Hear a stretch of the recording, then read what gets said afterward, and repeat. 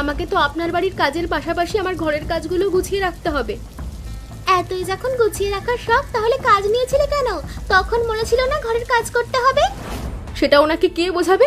ওনার সময় মানে সময়, আমি আর নিতে পারছি না গো। যদি টাকা পয়সা থাকতো তাহলে আমি ওনার ঘরে কখনো কাজেই যেতাম না। আজকে আর তোমার কাজ করার কোনো দরকার নেই, তুমি সোজা নিজের পথে চলে যাও। মানে ছোট লোক সাপের 5 পা দেখেছে, আর সেই 5 পায়ের 5টা লাথি খেলে কেমন লাগে সেটা আমি তোমাকে এখন দেখাবো। সেই লাথি খাওয়ার আগে এখান থেকে চলে যাও।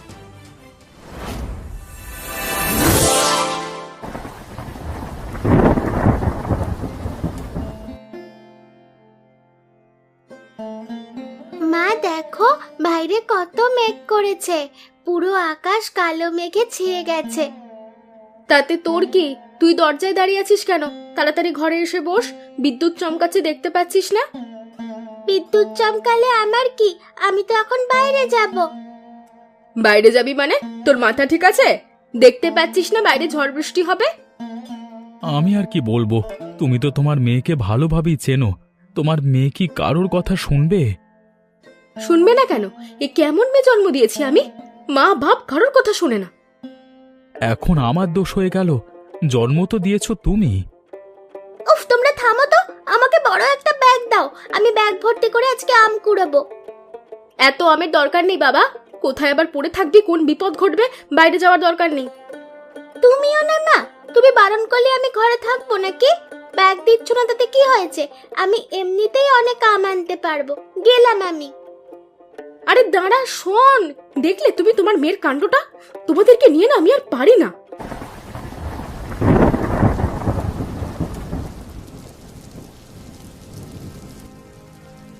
নাও তো দেখি, তাড়াতাড়ি এই খাবারগুলো খেয়ে ফেলো। সেই সকাল থেকে না খেয়ে আছো, তোমার কি ক্ষুধা লাগে না? ক্ষুধা লাগলেই যে সব সময় খেতে হবে এমনটা তো কোনো কথা নয়। না খেয়ে থাকবার অভ্যেস করছি, সামনে যদি না খেয়ে থাকতে হয়। কি যে বলো না তুমি, না খেয়ে থাকতে হবে কেন? আমাদের সংসার যেমন চলছে অনেক ভালো। এখন ভালো চলছে, সামনে তো ভালো নাও চলতে পারে। বিপদে আপদের কোনো হাত নেই তো। রাখো তো তোমার জ্ঞানের কথা, আমার এদিকে কাজ বয়ে যাচ্ছে আর আমি এখানে দাঁড়িয়ে দাঁড়িয়ে ওনার জ্ঞান শুনছি। আচ্ছা আচ্ছা ঠিক আছে, তুমি যাও তোমার কাজ করতে, আমি তো তোমাকে বেঁধে রাখিনি, তাই না? বেঁধে রাখুনি মানে? তোমার জন্য তো আমি কাজে যেতে পারছি না। তুমি তাড়াতাড়ি খেয়ে তারপর কাজে যাও। এই তো খেয়ে তারপরেই বের হব, কিন্তু তুমি এই ঝড় বৃষ্টির মধ্যেও কাজে যাবে?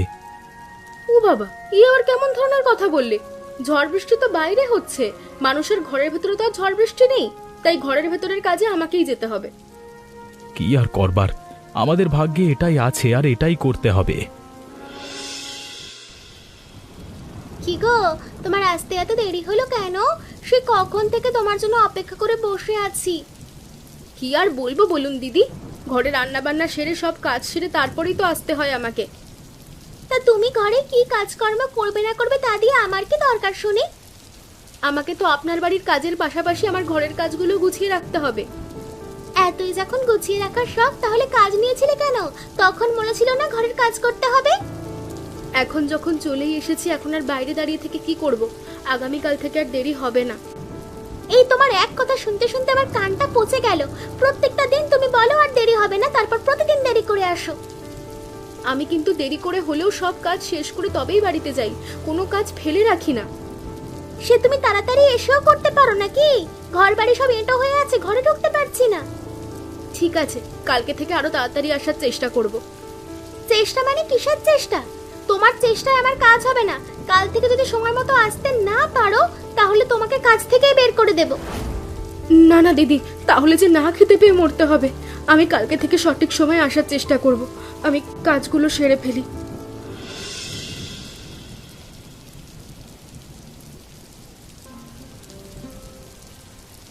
এই তোর বাড়ি আসার সময় হলো? এতক্ষণ ছিলি কোথায় তুই? এই যে এত ঝড় বৃষ্টি গেল, তোর একটু ভয় লাগলো না? ভয় লাগবে কেন? ঝড় বৃষ্টির কাজ ঝড় বৃষ্টি করেছে, সেখানে আমি ভয় করে কি করব? আমি তো মনের সুখে আম কুড়িয়েছি। এই যে প্রতিদিন এত আম কুড়িয়ে ঘরের ভেতরে ফেলে রাখিস, তা কেন বলতো? ওসব তুমি বুঝবে না মা, আম খেতে তো মজা নয়, আম কুড়োতেই মজা। কাল বৈশাখীর আম কুড়োতে কেমন লাগে তা কি তুমি জানো? না, আমি জানবো কিভাবে? আমি তো আর কোনোদিন আম কুড়াইনি, পাগল কোথাকার। তুমি সবসময় কেন আমাকে বকাবকি করে বলো তো মা? আমাদের তো কোনো আম গাছ নেই, এই যে এত এত আম কুড়িয়ে আনি, এটা তো তোমার কাজে লাগে। কিসের কাজে লাগে শুনি? সব আম তো ঘরেই পড়ে আছে। কেন? এই যে তুমি ডাল রান্না করলে, ডালের মধ্যে আম দাও, ছোট মাছের মধ্যে আম দাও, মাঝে মধ্যে তো আমের চাটনিও করো, এগুলো কিভাবে করতে? হয়েছে, আর সাফাই গাইতে হবে না। এইটুকু আমের জন্য এত লাভঝাপ না করলেই হয়। তুমি যাই বলো না কেন মা, আম কোনো কাজে লাগুক বা না লাগুক, আমি তো আম কুড়োবই, তোমার বারণ আমি শুনবই না। সে আমি এমনিও জানি তুই আমার বারণ শুনবি না। এখন বাড়িতে চল।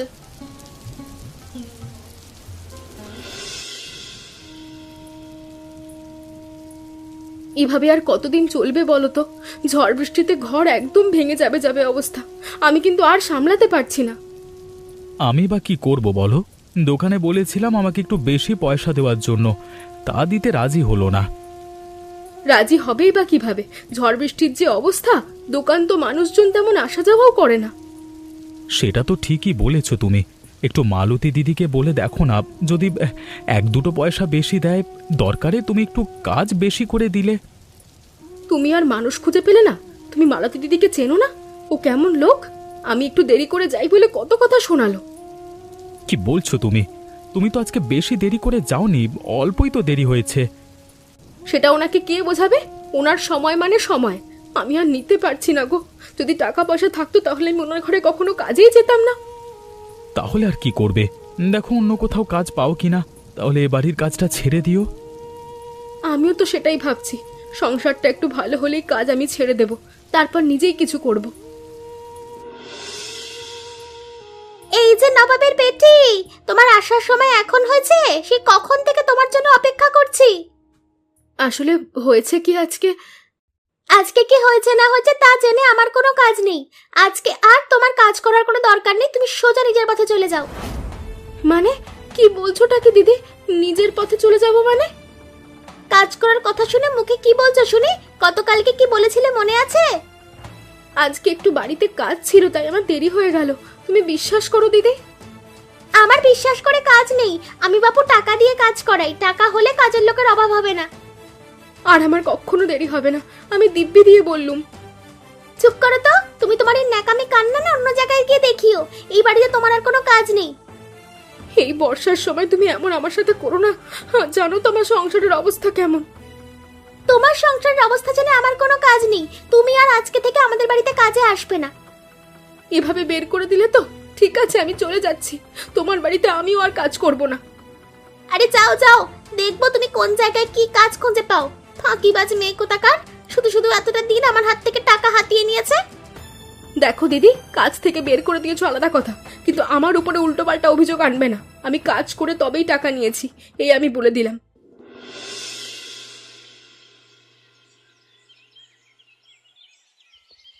কি হলো মা, তোমার শরীর খারাপ নাকি? তোমাকে এমন দেখাচ্ছে কেন? তুমি তো মালতী কাকিমার বাড়িতে কাজ করতে গিয়েছিলে। আর কাজ করতে গিয়ে কি হবে বল? আমার কাজটাই চলে গেছে।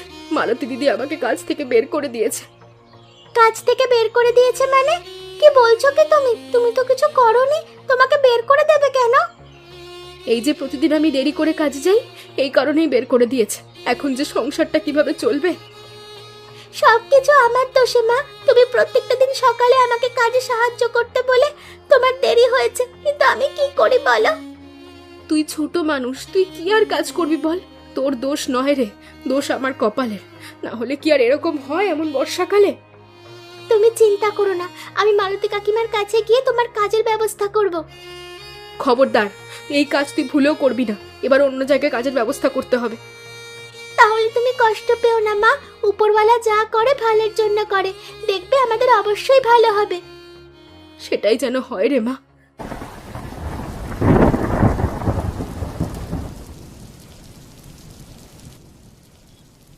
পূজা, এত রাত অব্দি তো কখনো তোর বাবা বাইরে থাকে না। এতক্ষণে তো বাজারের দোকানপাট সব বন্ধ হয়ে গেছে। আমিও তো সেটাই ভাবছি, আমার খুব ঘুম পেয়েছে। বাবাও আসছে না, আমি ঘুমাতে পারছি না। ব্যাপারটা কি হলো বলতো? তোর বাবা গেল কোথায়? আজকে দোকানে বেশি ভিড় নাকি? কি যে হলো না মা, বাইরে ঝড় বৃষ্টি হচ্ছে, একটা কাকপক্ষীও বেরোচ্ছে না, আর তুমি ভিড়ের কথা বলছো। তাহলে গেল কোথায় লোকটা? আমার তো চিন্তা হচ্ছে, কিছু বুঝতেও পারছি না। মা, আমরা কি একবার এগিয়ে গিয়ে দেখবো বাবা কোথায়? না হলে এভাবে আর কতক্ষণ আমরা বসে অপেক্ষা করব?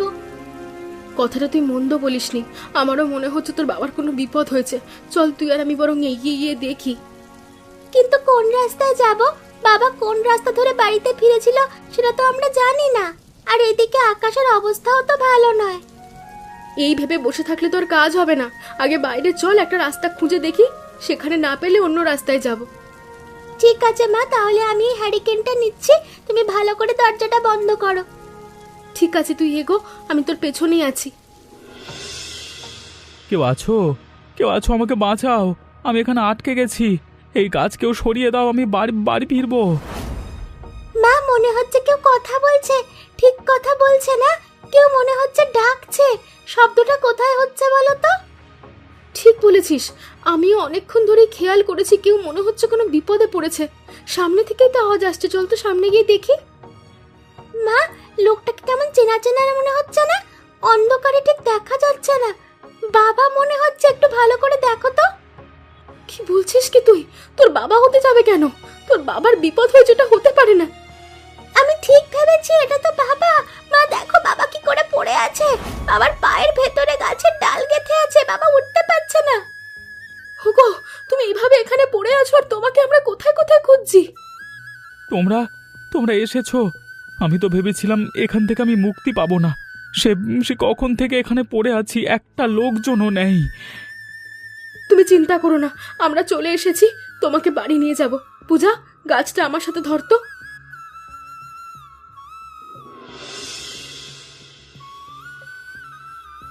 কি গো, তুমি চুপ করে আছো কেন? কিভাবে কি হয়েছে একটু বলো। কি আর বলবো গিন্নি, আমি ভাবছি অন্য কথা। তোমার কাজও চলে গেল, আমার পায়ের এই অবস্থা। এখন সংসারে আমাদের আমাদের সংসার চলবে কিভাবে? তোমার পায়ের এই অবস্থা, আর তুমি সংসারের কথা ভাবছো? ওগো, কাজ না থাকলে কি আমরা না খেয়ে মরে যাব? সংসারের যে অবস্থা এখন দেখছি, তাতে না খেয়ে মরে যাওয়ার উপক্রম হবে। আমি কিছুই বুঝতে পারছি না কি করব। তোমাকে কিচ্ছু বুঝতে হবে না, আর করতেও হবে না। তুমি সবকিছু আমার উপরে ছেড়ে দাও তো। তুমি একার কত দিক সামলাবে? আর এইদিকে তোমার কাজও তো ঠিক নেই। কাজ থাকলে না হয় এক কথা ছিল। কাজ নেই, কিন্তু আমি তো মরে যাইনি। আমি যতদিন বেঁচে আছি, আমার সংসারে কিচ্ছু হতে দেব না আমি। এটা কিভাবে হয়? আমি তোমার উপর সব ছেড়ে দিতে পারি না। আমি এভাবে বসে থাকতে পারি না। আমি এই পা নিয়েই কালকে থেকে কাজে যাব। পাগল হয়ে গেছো তুমি? এই পা নিয়ে কালকে থেকে কাজে গেলে এই পায়ে জল কাদা লাগবে, তারপর আরো বড় বিপদ হবে। তাহলে আমি এখন কি করব? বললাম তো, তোমাকে কিছু করতে হবে না। যা করার আমি করব। আমি থাকতে তোমাদেরকে না খেয়ে মরতে হবে না। কয়েকটা দিনেরই তো ব্যাপার। এখন তুমি ঘুমাও তো। এই আচার আছে গো, আচার। 1 টাকা 2 টাকার আচার পাওয়া যাচ্ছে। আচার যারা যারা খাবে তাড়াতাড়ি চলে এসো, আচার আছে আচার। ও আচারওয়ালা কাকু, তোমার কাছে কি কি আচার আছে গো? তুমি আচার খাবে? তুমি কি আচার খাবে আমাকে বলো, আমি বের করে দিচ্ছি। আগে বলো তোমার কাছে কি কি আচার আছে, আমার যেটা পছন্দ হবে ওটাই খাবো। এই তো, আমার কাছে তেঁতুলের আচার আছে, আমের আচার আছে, বড়ইয়ের আচার আছে। এবার বলো তুমি কোনটা খাবে? এত আচার বিক্রি করো তুমি? আমাকে তাহলে একটু আমের আচার দাও। ঠিক আছে, তুমি বলো কত টাকার নেবে? টাকা দিয়ে কিনতে হবে? আমার কাছে তো কোনো টাকা নেই। টাকা ছাড়া দেওয়া যাবে না কাকু? কি যে বলো না, আমি তো এই আচার বিক্রি করেই সংসার চালাই। এভাবে বিনামূল্যে দিলে আমার তো লোকসান হয়ে যাবে। তা তো আমি বুঝি, কিন্তু আমার কাছে তো টাকাই নেই। অথচ আচার খেতেও ইচ্ছা করছে। আমাকে একটু দিলে লোকসান হবে না? তা অবশ্য তুমি ঠিক বলেছ। ঠিক আছে, নাও, তোমাকে আমি খুশি হয়ে একটু আচার দিলাম। তুমি অনেক ভালো কাকু। তুমি এই সারা গ্রামে ঘুরে ঘুরে আচার বিক্রি করো। কত টাকা লাভ হয় গো? এখন তো বর্ষার সময়, এখন ভালোই লাভ হয় আচারের সময়। তার উপরে আবার আমেরও যোগান রয়েছে। ভালোই তো। আচ্ছা, তুমি যখন আবার এদিকে আসবে তখন তোমাকে পয়সা দিয়ে দেব। কিরে, তুই আচার খাচ্ছিস? কিন্তু আচার কোথায় পেলি? তোর কাছে টাকা ছিল, আমাকে বললি না কেন? কি যে বলো না মা, আমার কাছে টাকা আসবে কোত্থেকে? একটা পয়সাও নেই আমার কাছে। তাহলে তুই আচার কোথায় পেলি? আরে কাকুটাকে বললাম, ও আমাকে খুশি হয়ে দিল। এভাবে বিনামূল্যে ব্যবসায়ীদের থেকে খেতে হয় না, তাতে ওদের লোকসান হয়, জানিস তো? আমি জানি, আমি বলেছি পরে আসতে আমি টাকা দিয়ে দেব। আচ্ছা মা, আমরা আচার বানাতে পারি না? পারবো না কেন, অবশ্যই পারি, চেষ্টা করলেই বানাতে পারি। শুনলাম ওই আচারওয়ালা কাকু ভালোই লাভ করে, আমরাও চলো না আচার বানিয়ে তারপর বিক্রি করি। কি যে বলিস তুই, আচার বানানো কি অত সহজ কাজ? তারপর আবার বিক্রি করার ঝামেলা। ঝামেলা কোথায়, আমি এত এত আম এনে ফেলে রাখি, সেগুলো দিয়ে তো আচার বানাতে পারো। তারপর আমরা না হয় বাড়ির সামনে ছোট একটা ঝুপড়ি খুলে বসবো। তুই বুদ্ধিটা তো মন্দ বলিসনি। এত টাকা খোঁজাখুঁজি করেও যখন কাজ পেলাম না, নিজেই কিছু করি। আমিও তো তোমাকে সেটাই বলি, আমি তাহলে কালকে থেকে বেশি করে আম আনবো। হ্যাঁ, সেটাই ভালো হবে, তুই বেশি করে আম আনিস, আমি তারপর আচার বানাবো। বাবা গো বাবা, তোমার তো দেখছি কপাল খুলে গেল গো, আচারের দোকান খুলে বসেছো আবার, তাতে কত ভিড়। সবকিছুই আপনাদের আশীর্বাদ দিদি, আপনাদের আশীর্বাদ না থাকলে এত দূরে আসতে পারতাম না। ঠিক কথাই বলেছো, আমি ভাবছিলাম তোমাকে কাজে নেওয়ার কথা, তুমি বরং কালকে থেকে আমাদের বাড়িতে কাজে এসো, বুঝলে? না গো দিদি, এখন আর তোমাদের বাড়িতে কাজ করব না, তোমাদের বাড়িতে কাজ করে পোষায় না, বুঝলে তো? তোমরা মানুষকে মানুষ বলেই মনে করো না। কি সব বলছো? আমি কিন্তু তোমাকে কাজের কথা বলছি, ভালো টাকাও আসবে। শুনলাম গোপালের তো কাজ নেই। তোমাকে আমি বলেছিলাম না নিজেই কিছু করে দেখাবো, এবার দেখলে তো, এটা দিয়েই আমাদের চলে যাবে, তোমার বাড়িতে কাজে যেতে হবে না। সবই বুঝলাম, ব্যবসা শুরু না করতে করতে অহংকারে মাটিতে পা পড়ছে না, তবে এই অহংকার বেশি দিন থাকবে না। এই অহংকার যতদিন থাকবে ততদিন না হয় মাটির ওপরেই চলি, যখন থাকবে না তখন তোমার দুয়ারে যাব না। ছোট লোক সাপের 5 পা দেখেছে, আর সেই 5 পায়ের 5টা লাথি খেলে কেমন লাগে সেটা আমি তোমাকে এখন দেখাবো। সেই লাথি খাওয়ার আগে এখান থেকে চলে যাও। গিন্নি গো, ব্যবসা তো ভালোই চলছে গো। এভাবে ব্যবসা চলতে থাকলে আগামী মাসে আরো একটা দোকান দিতে পারবো। এত দোকান যে দেবে, তোমার মেয়ে এত আম আনতে পারবে? মেয়েটার আম আনতে বড্ড কষ্ট হয়, এই কষ্ট আমি আর দেখতে পারছি না। কি যে বলো না মা, আমার আবার কিসের কষ্ট? আমি তো এখন ভালোভাবে তোমাদের বকাবকি ছাড়াই আম কুড়োতে পারি। পূজাকে আর কষ্ট করতে হবে না, পূজা যা আম আনতে পারবে তাই আনবে, বাকিটা আমরা কিনে আনবো। কিন্তু কিনতে তো পয়সা লাগবে, এতদিন তো বিনামূল্যে বানিয়েছি। ব্যবসা করতে হলে একটু খরচ করতেই হয়, না হলে ব্যবসায় লাভ হয় না। আমি ভাবছি এখন থেকে এই ব্যবসাই করব। কিন্তু এই কাল বৈশাখী চলে গেলে কি করবে? আমের দিন তো তখন থাকবে না। তখন অন্যান্য যে ফল বের হবে সেই ফলের আচার করে তবেই বিক্রি করব। তোমার হাতের আচার খুব ভালো লাগে গ্রামবাসীদের। হয়েছে হয়েছে, আর প্রশংসা করতে হবে না, ওদিকে ভিড় জমেছে, ওদিকে আচার দাও। ভালোই হলো, কাল বৈশাখীতে আমাদের নতুন একটা পরিচয় হলো, কাল বৈশাখীর আমের আচার। এমন মজার মজার গল্প দেখতে আমাদের চ্যানেলকে সাবস্ক্রাইব করতে ভুলবেন না। আচ্ছা বলো তো বন্ধুরা, এই গল্পে আচারওয়ালার কাছে কত টাকার আচার পাওয়া যায়?